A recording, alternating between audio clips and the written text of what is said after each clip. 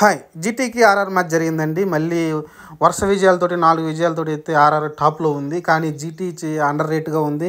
2 మ్యాచ్‌లు వరుసగా ఓడిపోయారు. కానీ ఈ మ్యాచ్ థ్రిల్లింగ్ గేమ్‌లో అయితే జీటీ అయితే సక్సెస్ అయిందనుకోవచ్చు. దీనికి కారణం రషీద్ ఖాన్ బౌలింగ్‌తోనూ, ఇటు బ్యాటింగ్‌తోనూ లాస్ట్‌లో 4లు కొట్టడంతోటి అయితే మ్యాచ్‌ని అయితే గెలిపించి పెట్టాడు. చాలా ఉత్కంఠగా మ్యాచ్ జరిగింది. ఎందుకంటే లాస్ట్ 2 ఓవర్లకు 35 పరుగులు కావాలి.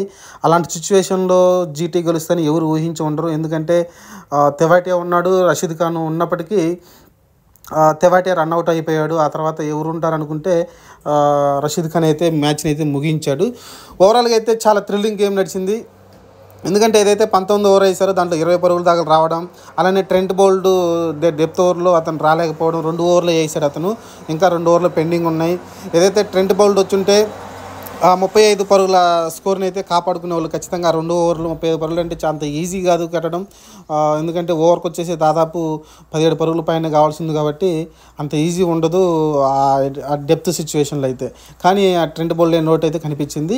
ఇంకపోతే జీటీ అయితే ఎటకెళ్ళకైతే ఒక విజయాన్ని అయితే సాధించగలిగింది.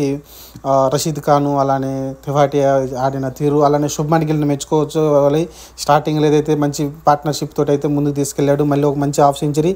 అతను ఆడిన ప్రతిసారి కూడా మ్యాచ్ని అయితే గెలుస్తూ వచ్చారు. అతను ఎప్పుడైతే విఫలమయ్యాడో కెప్టెన్ నాకు ఆడిన ప్రతిసారి గెలుస్తూ వచ్చారు. విఫలమైన ప్రతిసారి మ్యాచ్లో అయితే ఓడిపోతూ వచ్చారు.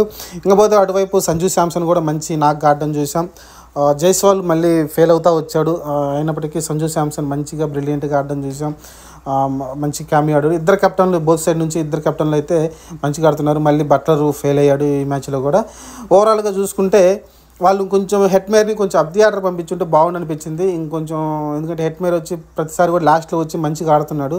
కొంచెం అతను 4-5 ఓవర్లు అతని చేతిలో ఉండేటట్టు అయితే ప్లాన్ చేసుకోవాలి. ఆర్ఆర్ అయితే చేసుకుంటే ఇంకొంచెం స్కోర్స్ అయితే వచ్చి ఉండేవి. కానీ అక్కడ దాకా రీచ్ అయిందంటే గ్రేటే. ఎందుకంటే లాస్ట్లో మంచిగా ఆడారు వాళ్ళు కూడా. ఆ స్కోర్ దాకా వచ్చింది. తర్వాత ఇంకా శుభ్మన్ గిల్ అవుట్ అయిన తీరైతే అసలు భలే ప్లాన్ చేసి అవుట్ చేశారు. అలానే జైస్వాల్, సంజు శాంసన్ అయితే. ఎందుకంటే ముందుకు వచ్చి అప్పటికే 2 4లు వరుసగా కొట్టాడు.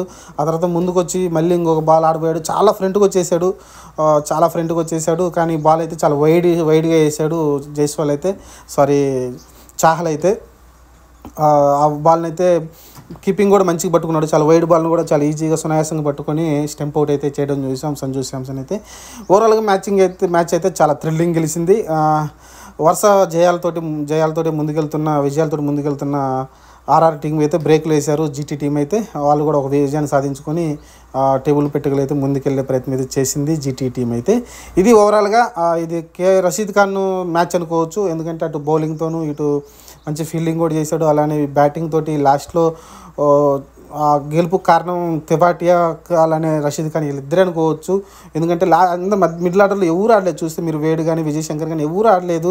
అందరూ వరుసగా అవుట్ అవుతూ వచ్చారు. కానీ లాస్ట్లో వాళ్ళిద్దరైతే నిలబడైతే మ్యాచ్ని అయితే గెలిపించగలిగారు. ఇది ఆల్రౌండర్స్ ఉంటే ఇది ఉపయోగం అనమాట. ఎందుకంటే మీరు రషీద్ ఖాన్ ఆ టైంలో లాంటి ప్లేయర్ ఆల్రౌండర్ లేకపోయి ఉంటే నార్మల్ బౌలర్ అయితే మ్యాచ్ని అయితే గెలిచేవాళ్ళు కాదు. అందుకని ఆల్రౌండర్ అనేది చాలా ముఖ్యం. అలానే మనకి ఏదైతే మనకి సన్ రైజర్స్ హైదరాబాద్ తరపున కూడా మంచిగా షాబాజ్ ఖాన్ ఒక ఆల్రౌండర్ ఉన్నాడు. లాస్ట్లో వచ్చి చిన్న క్యామియోలు ఆడుతున్నాడు. 20 అయితే చాలా ఫాస్ట్గా ఆడుతాడు అనమాట. అలాంటి ఆల్రౌండర్ ఉండబట్టే మనకు కూడా డెప్త్ 8 బ్యాట్స్మెన్ వరకు డెప్త్ అయితే మనకు ఉంది. బ్యాటింగ్ డెప్త్ అయితే మనం చూసాం కదా సన్ రైజర్స్కి. అలానే ఇక్కడ రషీద్ ఖాన్ వరకు డెప్త్ ఉంది కాబట్టి ఆ మ్యాచ్ని అయితే గెలిపించి పెట్టాడు జీటీకి అయితే. ఇది ఓవరాల్గా ఆల్రౌండర్ చాలా కీలకంగా అవుతున్నారు.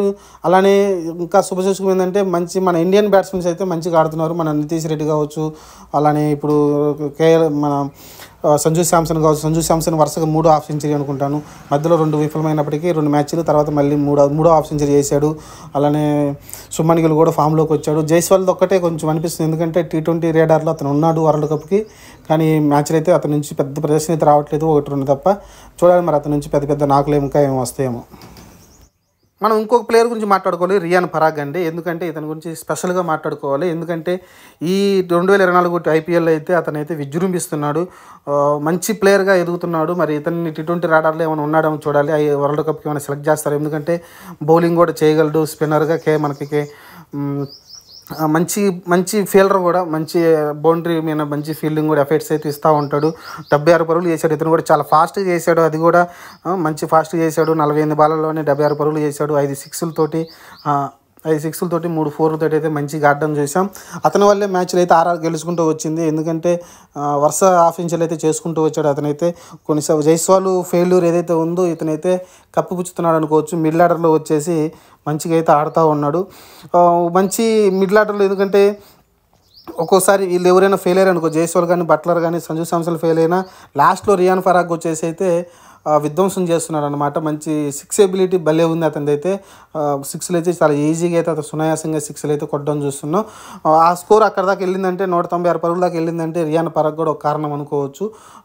మంచిగా అయితే ఆడుతున్నాడు. చూడాలి ఈ మ్యాచ్. అన్ఫార్చునేట్లీ ఓడిపోయారు. కానీ ట్రెంట్ బౌల్ట్ ఉండుంటారు లాస్ట్ 2 ఓవర్లో ఖచ్చితంగా వాళ్ళు గెలిచుండే వాళ్ళు అనిపించింది నాకైతే. ఆర్ఆర్ వరుసగా 5 మ్యాచ్లు గెలిచి 10 పాయింట్ల పైన ఉండేవాళ్ళు నాకు అనిపించింది. కానీ అన్ఫార్చునేట్లీ ట్రెంట్ బౌల్ట్ బౌలింగ్ అయిపోవడంతో అయితే మ్యాచ్ ఓడిపోయారు. ఎందుకంటే 12 బాళ్ళకు 35 పరుగులు కొట్టాలి లాస్ట్ 2 ఓవర్లు.